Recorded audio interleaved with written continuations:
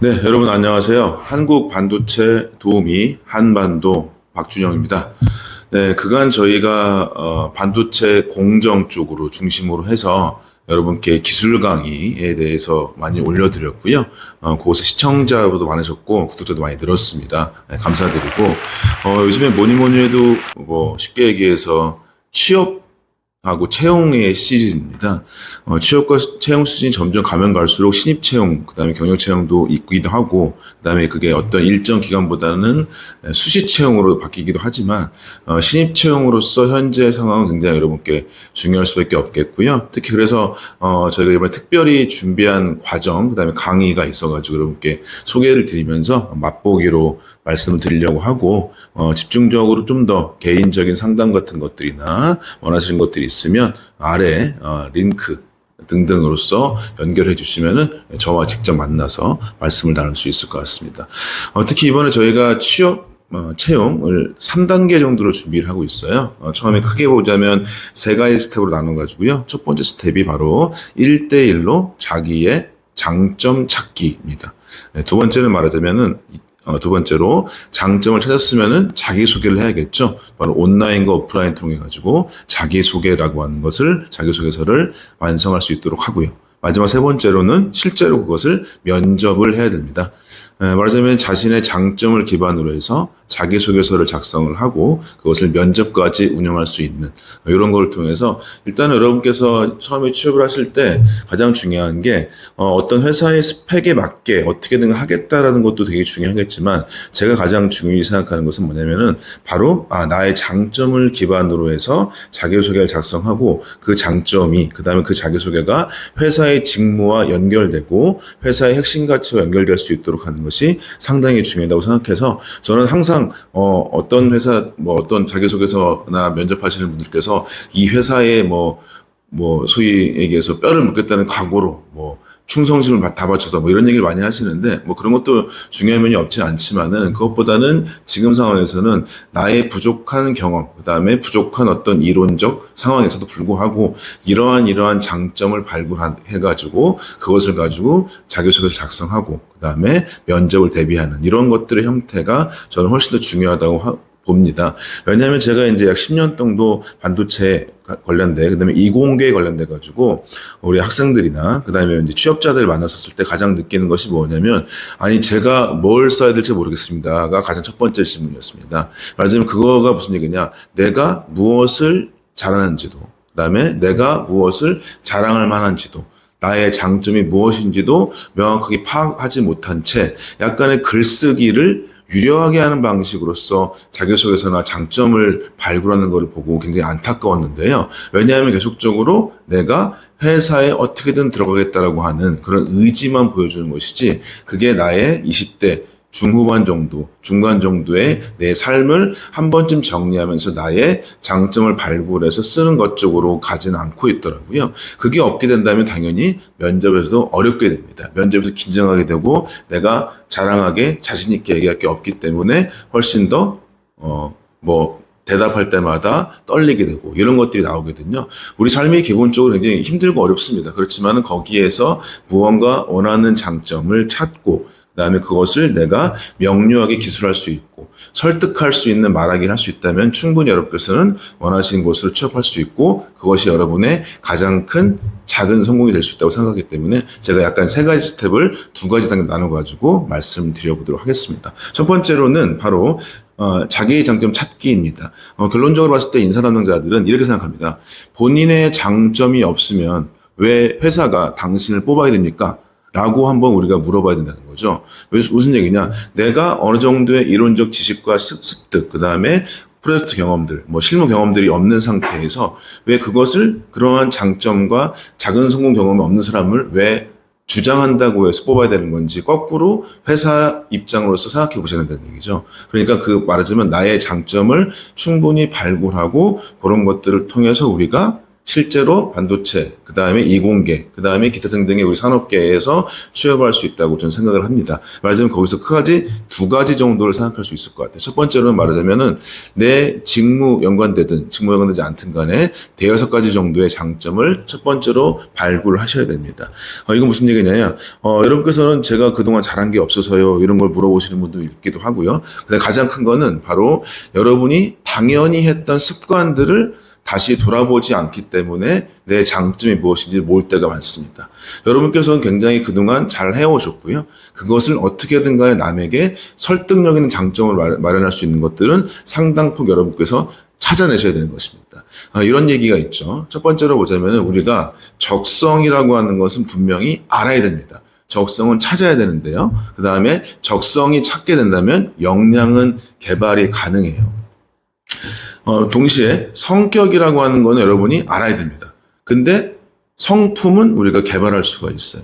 무슨 얘기냐면은 내가 무엇을 좋아하고 잘할 수 있는지는 어느 정도는 알고 인정해야 됩니다. 사람들이 모든 건 잘할 수 없거든요. 말하자면 이런 것입니다. 어떤 사람이 성격이라고 하는 것이 좋다라고 했을 때 성격 좋다는 얘기는 성격이라고 하는 건 나쁘고 틀리고가 없습니다. 예를 들면 어떤 사람이 성격이 빨라요. 어떤 사람은 성격이 느려요. 그럴 때 성격이 빠르다 느리다라고 한 거는 거의 정해진 것이죠. 근데 이런 내용입니다. 그러면 성품은 무엇이냐? 이게 빠른 것이 신속할 거냐 급할 거냐 문제인 것이죠. 말하자면 어떤 사람이 성격이 빨라요. 근데 그 사람이 성품으로서 한다면 그때 때에 맞게 자신의 빠른 성격을 활용해서 일 처리를 신속하게 할 수 있겠죠. 신속하게 하는 것이 바로 나의 경험의 발굴이고 장점의 발굴인 것입니다. 말하자면 여기서 그러면 느리다고 하는 것도 이것도 성품으로 보자면 뭘까요? 신중하다라고 볼 수가 있습니다. 네, 그렇죠. 그러니까 성격이 빠르고 느리고는 알아야 되는 것이고요. 거기서 나의 경험으로서 신속하고 혹은 내가 신중하고라고 하는 것들은 충분히 발굴해낼 수가 있는 것이죠. 말하자면 내 자신을 기본적으로 알아야 된다는 것입니다. 여러분께서 충분히 만나실 수 있는 협업의 과제들이 있어요. 예를 들면요. 그럴 때 협업을 어떤 사람들은 내가 주도해서 하는 사람들이 분명히 있고요. 어떤 사람들은 남들의 의견을 조율하고 남들의 의견을 들어가지고 하는 사람이 있습니다. 이것도 하나의 선택이라고 볼 수 있습니다. 네, 그 다음에 일을 추진할 때 저 같은 경우는 굉장히 시도와 실수를 반복하면서 빠르게 처리하는 걸 좋아하는 사람이거든요. 근데 어떤 사람은 그 시도와 반복이라고 하는 비용을 줄이기 위해서 초기부터 굉장히 기획에 몰두해서 면밀히 설계부터 하는 사람들이 있습니다. 이것도 선택입니다. 뭐가 장점이고 단점이고는 없습니다. 이것을 꼭 기억하시는 게 좀 굉장히 중요하다고 보는 것이고요. 그렇기 때문에 나의 장점을 무조건 찾아야 되고 그건 나의 성품 이전에 성격을 이해하고 나의 적성을 이해하는 것들이 선행되어야 합니다. 그럼 이거 어떻게 해야 되냐? 두 번째로 보자면 바로 그것을 통계적이고 절차적인 것으로 바꿀 수가 있어야 됩니다. 무슨 얘기냐? 어떠한 경험이든 간에 나쁜 건 없습니다. 그렇지만 여러분께서 이 경험이 좋은지 안 좋은지에 대해서 명확하게 쓸 수가 없을 때가 많이 있어요. 그럴 때는 남들에게 설득할 수 있는 것들로 바꿔줘야 됩니다. 무슨 얘기냐? 내가 어떤 면에서 잘 해왔다. 여기서 가장 중요한 단어가 바로 자리죠. 자리라고 하는 형용사 표현은 상당히 의미가 없습니다.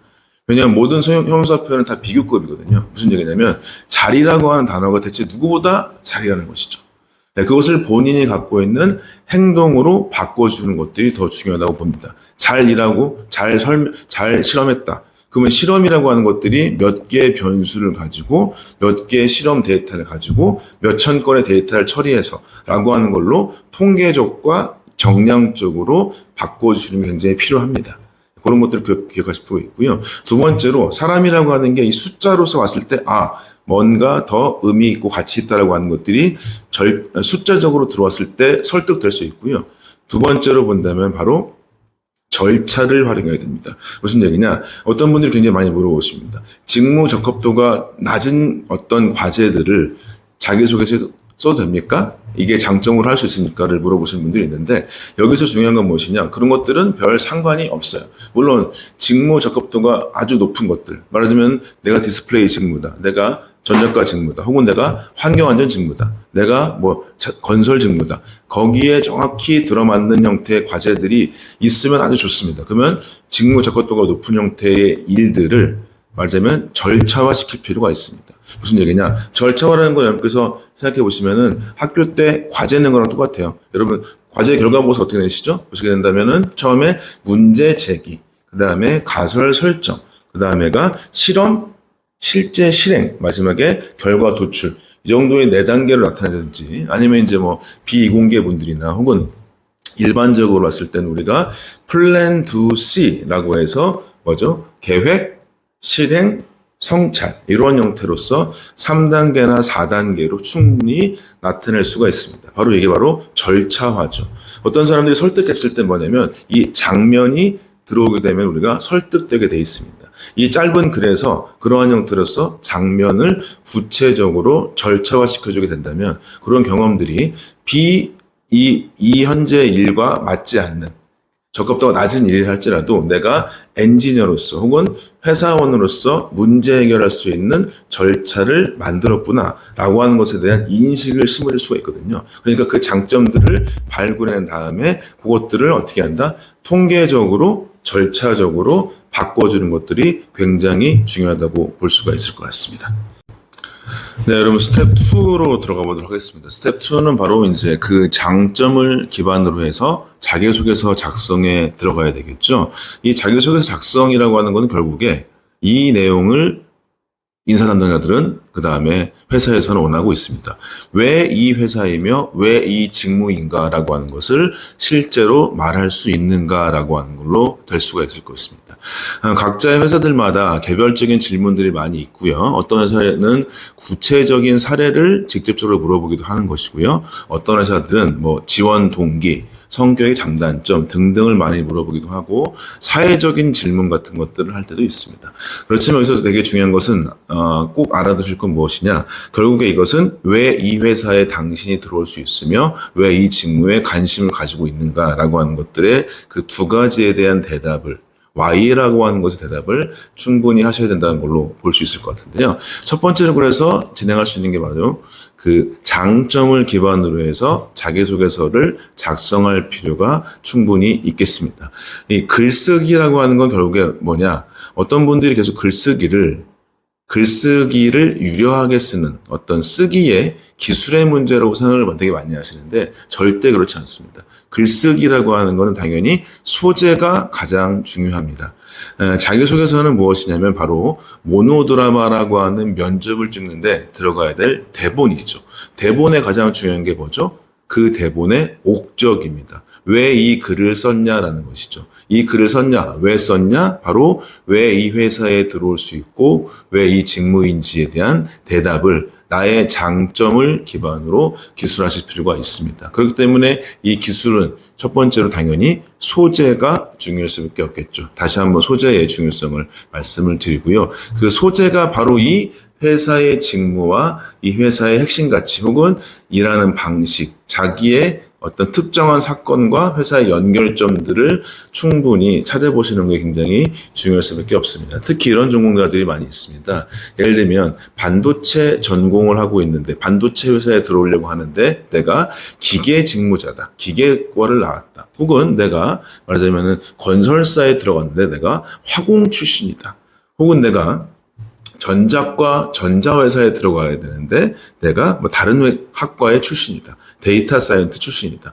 이런 형태로서 요즘에 학문 자체나 산업 자체가 워낙에 융목합화되다 보니까 해당 직무의 맞춤형으로서 기술하기가 상당히 어려움이 있는데요. 이럴수록에 여러분이 결국에는 자기의 장점을 어떻게 기술하고 그 다음에 그것을 통계적 절차적으로 썼는지로서 그 셋을 만드는 게 상당히 중요합니다. 저도 그래서 이제 실제 얘기할 때 내가 장점과 소재가 명확하게 돼 있고 그 표현이 명료하게 돼 있고 통계적으로 절차적으로 되어 있게만 한다면 앞 문장이죠. 그 회사의 핵심 가치, 그 회사의 직무에 맞게 직무에 적합한 사례들은 앞으로 땡기고 직무에 적합하지 않은 사람들은 자기 직무의 일반적인 문제 해결론으로서 바꿀 수가 있다라고 볼 수가 있겠습니다. 말하자면은 그걸 통해서 결국에는 이 장점을 기반으로 그 회사와 이 직무에 대해서 설명을 해야 될 것이고요. 이런 것들을 중심으로 해서 그게 무엇이냐? 내가 어떠한 형태의 기술자고, 내가 어떠한 형태의 이공계 직무자고, 내가 어떠한 형태의 회사원으로 조직원으로서 일하겠다라고 하는 것에 나의 정확한 브랜딩 같은 것들을 만들 수가 있어야 된다는 것이죠. 상당히 제가 항상 강조하는 내용입니다. 무슨 얘기냐? 이 자기소개서를 이 소재의 가장 주제의식이 무엇이냐? 나는 어떠한 사람이다라고 하는 것을 정확하게 말씀을 해주셔야 된다는 것이죠. 저는 그래서 이제 실제로 삼성전자 반도체 연구소에서 일했을 때의 저의 경험으로 반도체 저는 엔지니어를 바로 트라이얼 앤 에러라고 생각을 합니다. 말하자면 무슨 얘기냐? 시도하고 반복하고 시도하고 실수하면서 점점 공정 개선과 수율을 올려주는 일을 한다는 얘기겠죠. 저는 그러한 형태로서 트라이얼 앤 에러라고 하는 형태의 엔지니어의 아이덴티티, 저의 브랜딩을 하고 있습니다. 제가 삼성전자 상무하고 인터뷰했을 때 이런 얘기 하시더라고요. 상무님, 제가 물어봤습니다. 엔지니어가 뭡니까? 라고 했더니 상무님 그랬습니다. 엔지니어는 기본기, 이론적 기본기가 있고 그것에 대한 문제 해결력이 있어야지 라고 딱 두 마디를 했어요. 그가 생각하는 엔지니어라고 하는 것의 한 문장은 말하자면은 기본기 플러스 문제 해결력입니다. 왜 이걸 강조하냐? 여러분께서 자기소개서가 흔들리는 가장 큰 이유는 무엇이냐? 바로 나를 한 문장으로, 한 마디로 표현할 수 있는 것까지 가지 못한다는 것이죠. 여기서는 바로 그 표현할 수 있는 단어를 찾는 것이 여러분의 자기소개서를 한 줄로 꿰일 수 있는 가장 큰 단서가 될 수 있습니다.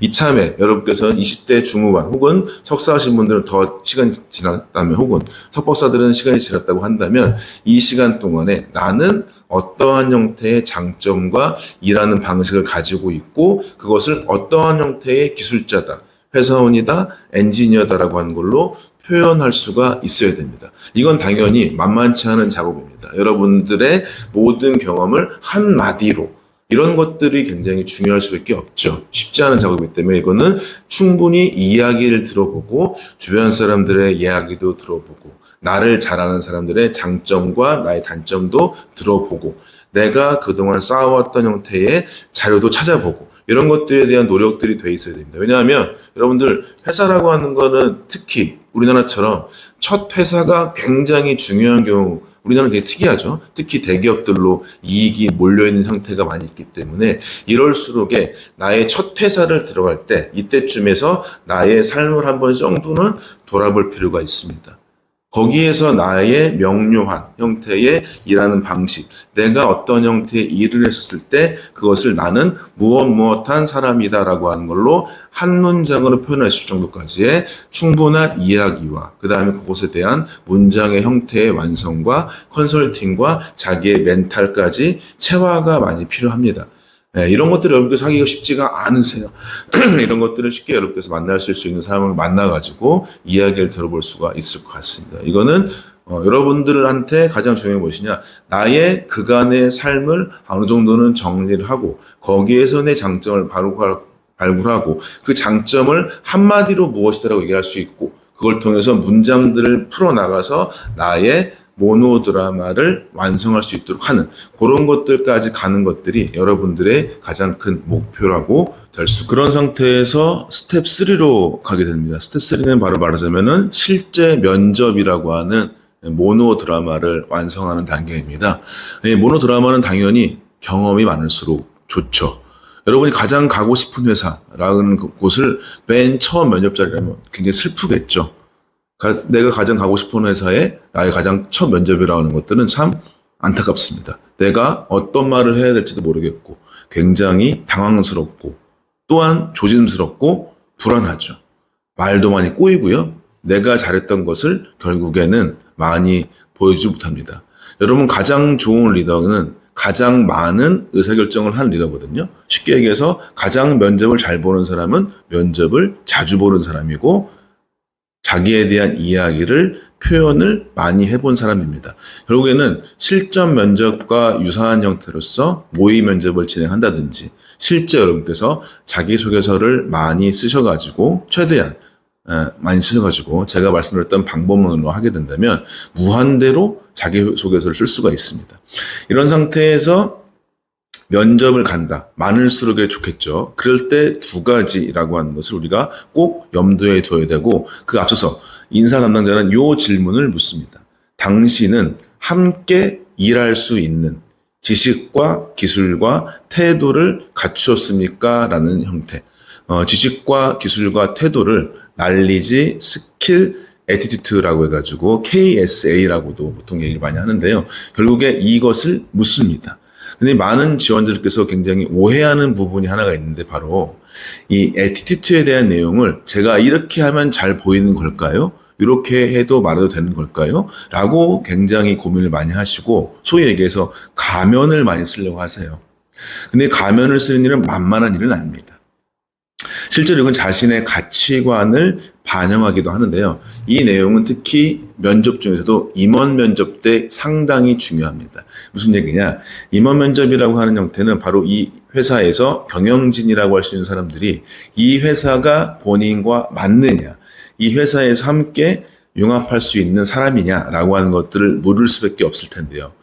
동시에 그것이 자신의 일하는 방식과 만나는 점이 있느냐라고 하는 것을 많이 묻습니다. 이게 바로 애티튜드입니다. 이런 것들의 가장 대표적인 질문이 여러분한테 약간의 곤란한 질문을 할 때가 많이 있습니다.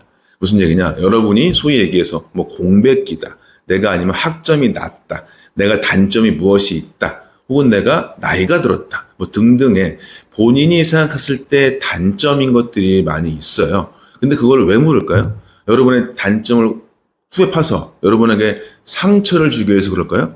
미안한 얘기지만 회사는 여러분한테 관심이 없습니다. 무슨 얘기냐? 그때 이 단점을 얘기했을 때 어떻게 이 사람이 대응했느냐라는 문제가 가장 큽니다. 무슨 얘기냐? 회사는 당연히 갈등의 연속이거든요. 예를 들면 제조 담당자는 기술 담당자와 항상 싸울 수밖에 없습니다. 왜냐하면 제조는 양이 중요한데 연구개발하는 기술자들은 질이 중요하죠. 양과 질은 항상 미묘하게가 아니라 정반대의 길을 가게 돼 있습니다. 재무팀과 기술팀은 싸웁니다. 재무팀은 뭐겠습니까? 최대한 비용 대비 효율이 중요하죠 라고 얘기합니다. 이만큼 비용을 썼으면 돈이 나왔어야죠 얘기하겠죠. 그렇지만은 연구개발자들은 이 정도 비용을 써야 가치가 나옵니다. 가치가 더 클 텐데요 라고 하면서 가치와 비용을 선후관계로 놓고 서로 싸웁니다. 말하자면 서로 갈등하게 되겠죠. 여러분이 알고 있는, 본인만 알고 있는 단점, 아니면 남들도 알 것 같은 단점, 혹은 이것을 물어보지 않았으면 좋겠다 싶은 단점을 꼭 물어봅니다. 무슨 얘기냐? 그것은 여러분의 단점을 후회 파는 것이 아니라 나의 약점을 들켰을 때, 혹은 나의 논리가 부족할 때, 혹은 갈등이 생길 때 어떻게 대응했는지를 보는 것이 가장 중요한 지점입니다. 여러분의 장단점은 회사는 별로 관심이 없습니다.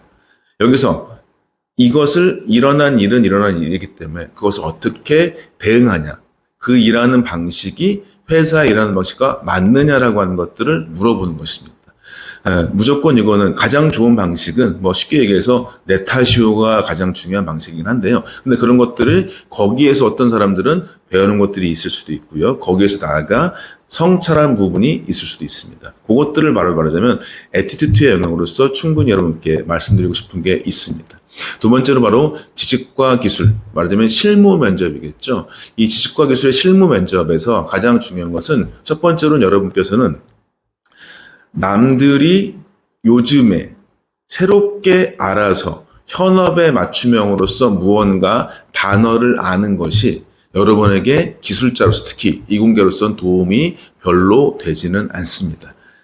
말하자면 여러분께서 반도체, 디스플레이, 자동차, 철강, 중공업 등등의 모든 산업 분야에 지금 쓰고 있는 현재의 트렌드를 얼만큼 안다라고 하는 것은 관심에 대한 약간의 여부일 뿐인 거지, 결국에 여러분께서는 이공계, 전공자로서 무엇이 중요하냐, 이 단어나 이 기술에 갖고 있는 가장 큰 논리가 중요합니다. 지식과 기술이라고 하는 것은 물론 습득 가능할 수는 있습니다. 그렇지만 대졸 출신으로서 아니면 석사, 박사 출신으로서는 무엇이냐, 내가 내 전공에서의 이론적 기반을 가지고 있고 이걸 기반으로 논리적으로 무엇인가 정보들을 해석할 수 있느냐 없느냐, 바로 이런 논리성을 본다는 것이죠. 무슨 얘기냐, 특히 요즘에 중요한 산업일수록에 엄청나게 우후죽순 반도체, 여러 가지 바이오 혹은 자동차 등등처럼 한국에서 인기가 있고 미래지향적이라고 하는 직무들, 산업들에서 상당폭 직무 적합도를 따지면서 아주 새로운 데이터를 알아야 되는 것처럼 여러분에게 불안감을 조정하는 내용들이 많이 있습니다. 불안감을 제껴두시고 여러분의 장점에서 최대한으로 논리적으로 설명하는 방식을 충분히 익혀야 됩니다. 두 가지입니다. 애티튜드는 무엇이냐? 바로 이 회사라고 하는 것에 내가 일하는 방식에 맞느냐? 그 다음에 날리지와 스킬이라는 지식과 기술은 실무 면접에서 내가 이것을 논리적이고 이론적으로 그 다음에 내가 설명할 수 있느냐라고 하는 것들을 우리가 연습할 필요가 있습니다. 유려하게 말하고 읍소하고 이런 것들은 분명히 필요할 수는 있겠죠. 그렇지만 그것은 기본적인 역량, 지식과 기술과 태도가 되어 있을 때 플러스 알파가 되는 것이지 아무것도 없는 형태의 허공에 의지만 얘기한다고 하는 것들은 주장에 불과할 수밖에 없습니다. 이것 또한 당연히 면접에 대해서 여러분께서 가장 기본의 내 장점을 발굴을 하고 그것을 통계적, 절차적으로 만드는 자기소개서를 써놓고 그 다음 마지막으로 그것들을 명료하게 이야기할 수 있도록 하는 그래서 그 회사와 이 직무의 맞춤형이라고 하는 것들에 대한 지식과 기술을 태도를 가지고 있다라고 하는 것들을 여러분에서 짧은 모노드라마에 증명하면 되는 것입니다. 이것들을 꼭 알아두시고요. 스텝 세 가지, 1, 2, 3 있죠. 첫 번째, 장점의 발굴. 두 번째라고 하는 건 자기소개서 작성. 세 번째라고 하는 것들은 면접 대비라고 하는 3단계를 꼭 함께 했으면 좋겠고요. 그런 걸 통해서 여러분께서는 꼭 원하시는 곳에 취업할 수 있다고 생각을 합니다. 파이팅 하시고요. 이상 마치도록 하겠습니다. 감사합니다.